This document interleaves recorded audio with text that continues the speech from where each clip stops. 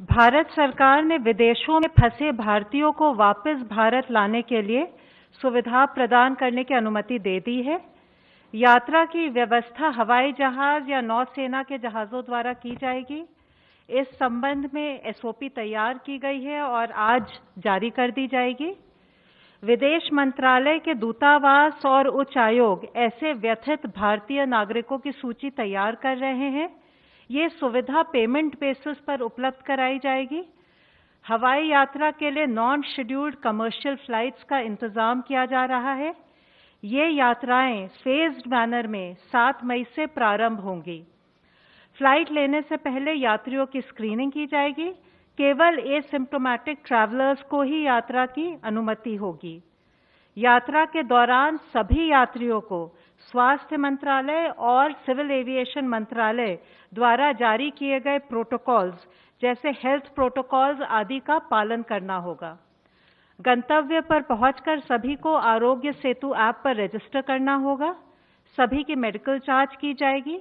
जांच के बाद संबंधित राज्य सरकार द्वारा उन्हें या तो अस्पताल में या इंस्टीट्यूशनल क्वारंटाइन में 14 दिन के लिए पेमेंट बेसिस पर रखा जाएगा। 14 दिन के बाद दोबारा कोविड टेस्ट किया जाएगा और हेल्थ प्रोटोकॉल के अनुसार अग्रिम कार्यवाही की जाएगी। राज्य सरकारों को वापस आने वाले भारतीयों के परीक्षण, क्वारंटाइन और अपने राज्यों में उनकी आवाजाही की व्यवस्था बनाने के लिए सलाह दी जा रही है। विदेश मंत्रालय और सिविल एविएशन मंत्रालय शीघ्र ही इसके बारे में विस्तृत जानकारी वेबसाइट द्वारा साझा करेंगे। भारतीय रेल ने प्रवासी श्रमिकों के लिए अभी तक 62 स्पेशल ट्रेन चलाई हैं और लगभग 70,000 यात्री इस सुविधा का उपयोग कर रहे हैं। आज 13 और ऐसी ट्रेनें चलाए जाने की उम्मीद है। कल आप सबके साथ मैंने गृह मंत्रालय ने जो लॉकडाउन से जुड़े दिशा निर्देश जारी किए थे, उनके मुख्य बिंदु साझा किए थे। आज मैं आपके साथ लॉकडाउन से जुड़े जो नेशनल डायरेक्टिव्स यानी राष्ट्रीय निर्देश हैं, उनकी तरफ आपका ध्यान आकृष्ट करना चाहूंगी। सार्वजनिक स्थानों के लिए जो हमने निर्देश जारी किए हैं, उसमें सबसे पहले यही है कि सभी को फेस कवर यानी फेस मास्क लगाना अनिवार्य है। सार्वजनिक स्थानों पर सबको 2 गज की दूरी बनाए रखना जरूरी है। सार्वजनिक स्थानों पर थूकना दंडनीय अपराध है। इन स्थानों पर शराब, पान, गुटखा, तंबाकू इत्यादि का सेवन करना वर्जित है। दुकानों पर सोशल डिस्टेंसिंग के नियमों का पालन किया जाना अनिवार्य है। दुकान पर एक समय में 5 से अधिक व्यक्ति नहीं हो सकते। किसी भी संगठन या ऑर्गेनाइजेशन को 5 या 5 से अधिक लोगों को एक स्थान पर इकट्ठा करने की अनुमति नहीं है। विवाह संबंधी समारोह में 50 व्यक्तियों से अधिक के शामिल होने पर रोक है। इन समारोह में भी सोशल डिस्टेंसिंग के नियमों का पालन करना आवश्यक है। इसी प्रकार अंतिम संस्कार में भी सोशल डिस्टेंसिंग के नियमों का पालन करते हुए 20 व्यक्तियों से अधिक शामिल नहीं हो सकते। अब मैं आपके साथ कार्यस्थलों के लिए जारी राष्ट्रीय निर्देशों को फिर से साझा करना चाहूंगी। कार्यस्थलों पर thermal scanning, hand wash, sanitisers और फेस मास्क पर्याप्त मात्रा में उपलब्ध कराना आवश्यक है। कार्यस्थलों पर और कंपनी परिवहन में इंचार्ज द्वारा सोशल डिस्टेंसिंग सुनिश्चित करना भी आवश्यक है। काम की शिफ्टों के बीच समय का पर्याप्त अंतराल होना चाहिए और स्टाफ को अलग अलग लंच ब्रेक दिया जाना चाहिए ताकि सोशल डिस्टेंसिंग सुनिश्चित की जा सके। सभी कर्मचारियों के लिए आरोग्य सेतु ऐप पर रजिस्टर करवाना संगठनों के प्रमुखों की जिम्मेदारी है। कार्यस्थलों को समय समय पर खासकर शिफ्ट्स के बीच में सैनिटाइज किया जाना भी जरूरी है।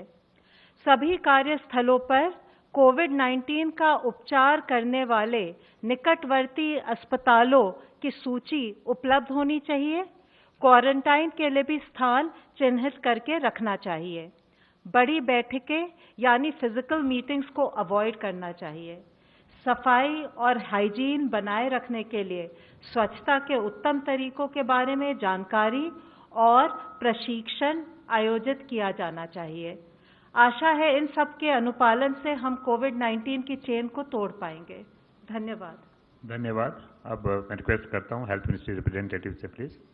अगर हम पिछले 24 घंटे में देखें तो पाते हैं कि 1020 पेशेंट्स क्योर हो चुके हैं, जिससे हमारी टोटल क्योर लोगों की संख्या बढ़कर अब 12,726 हो गई है, जिसके कारण हमारा टोटल रिकवरी रेट बढ़कर अभी 27.41 हो चुका है।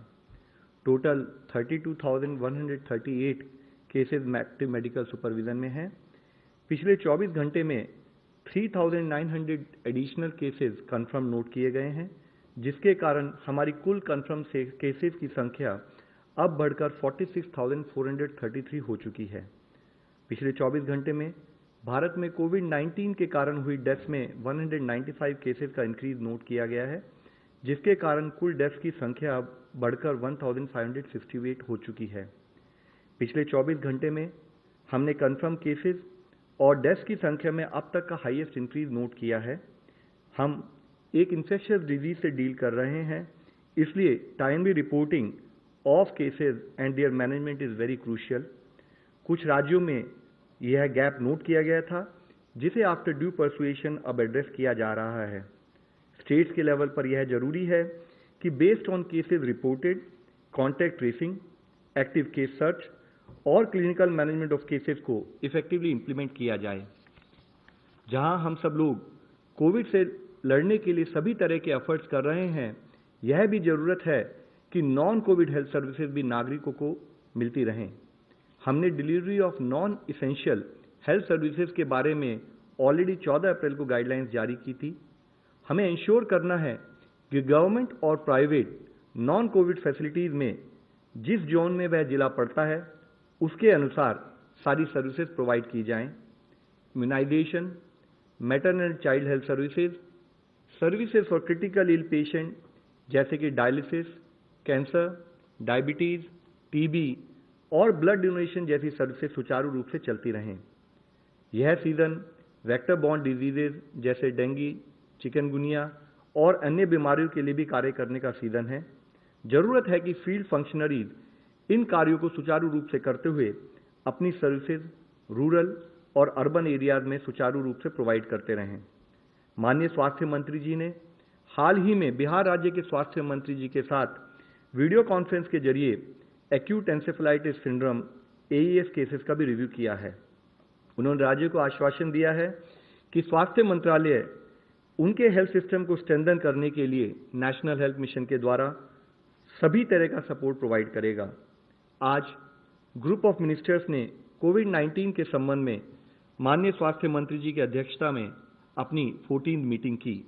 मुख्यतः infrastructure in terms of PPE, N95 mask and ventilators, oxygen cylinders availability of oxygen पर डिस्कशन किया गया। यह बताया गया कि रिस्क असेसमेंट को फैसिलिटेट करने के लिए और लोगों को टाइमली अलर्ट प्रोवाइड करने के लिए टेक्नोलॉजी का इस्तेमाल करते हुए आरोग्य सेतु एप्लीकेशन को बढ़ावा दिया जाना चाहिए। नॉन कोविड हॉस्पिटल्स और कोविड ब्लॉक वाले अस्पतालों में जो नॉन कोविड ट्रीटमेंट एरिया हैं, वहाँ हेल्थ वर्कर्स को और अन्य लोगों को PPEs किस तरीके से इस्तेमाल करने चाहिए, उसके लिए एक एडिशनल गाइडलाइन को जारी किया गया है। इससे पहले भी स्वास्थ्य मंत्रालय ने 24 मार्च को PPEs के रैशनल यूज पर कुछ दिशा निर्देश जारी किए थे। इसमें गाइडलाइंस में हेल्थ केयर वर्कर्स को रिस्क प्रोफाइल जैसे कि high risk area, moderate risk area या लो रिस्क एरिया के बेसिस पर किस हॉस्पिटल सेटिंग में किस टाइप के PPEs यूज करने चाहिए, उस पर गाइडेंस प्रोवाइड की है। हाई रिस्क एरियाज में फुल कॉम्प्लीमेंट ऑफ PPEs यानी कि N95 मास्क, कवरऑल्स, गॉगल्स, ग्लव्स और शू कवर का इस्तेमाल किया जाना चाहिए। मॉडरेट रिस्क एरियाज में N95 मास्क, ग्लव्स का इस्तेमाल करना चाहिए। माइल्ड या लो रिस्क एरियाज में ट्रिपल लेयर मेडिकल मास्क और लेटेस्ट एग्जामिनेशन ग्लव सफिशिएंट हैं। इस संबंध में डिफरेंट एरियाज जैसे कि IPD ब्लॉक में जैसे हमारे वार्ड्स हैं, आईसीयूज हैं, लेबर रूम्स हैं, ऑपरेशन थिएटर हैं। ओपीडी ब्लॉक में हमारी हेल्प डेस्क के रजिस्ट्रेशन काउंटर हैं, डॉक्टर्स के चैम्बर्स हैं, फार्मेसी काउंटर्स हैं, सैनिटरी स्टाफ को क्या प्रिकॉशन लेनी है। इसी तरीके से इमरजेंसी डिपार्टमेंट या अदर एंसिलरी सर्विसेज जैसे कि हमारी लैब, ब्लड बैंक्स और लॉन्ड्री सर्विसेज जो भी हैं, वहाँ पर किस टाइप का रिस्क प्रोफाइल है और उसके तहत किस टाइप के पीपीईज को यूज़ करना चाहिए, यह डिटेल दिशा निर्देश जारी किए गए हैं।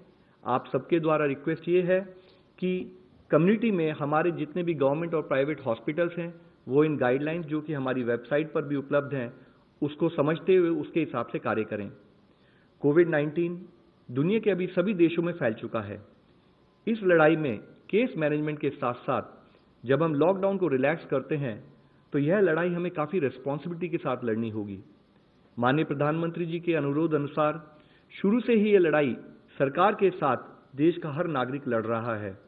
जब हम लॉकडाउन को रिलैक्स कर रहे हैं तो इसमें सरकार की जिम्मेदारी के साथ साथ हर नागरिक की जिम्मेदारी और बढ़ जाती है। समस्त सरकार और संपूर्ण समाज के शेयर्ड एफर्ट से ही हम यह लड़ाई जीत सकते हैं। हमें अपनी जीवन शैली और काम करने के तरीके में कोविड-19 से संबंधित अप्रोप्रिएट बदलाव लाना होगा। आज जरूरत है कम्युनिटी की ओनरशिप की। जरूरत है कि हर citizen as part of the social responsibility chain of transmission को ब्रेक करने में कंट्रीब्यूट करे। जैसे कि माननीय प्रधानमंत्री जी ने कहा था, भारत की यह लड़ाई पीपल ड्रिवन हो और हम सब मिलकर समस्त विश्व के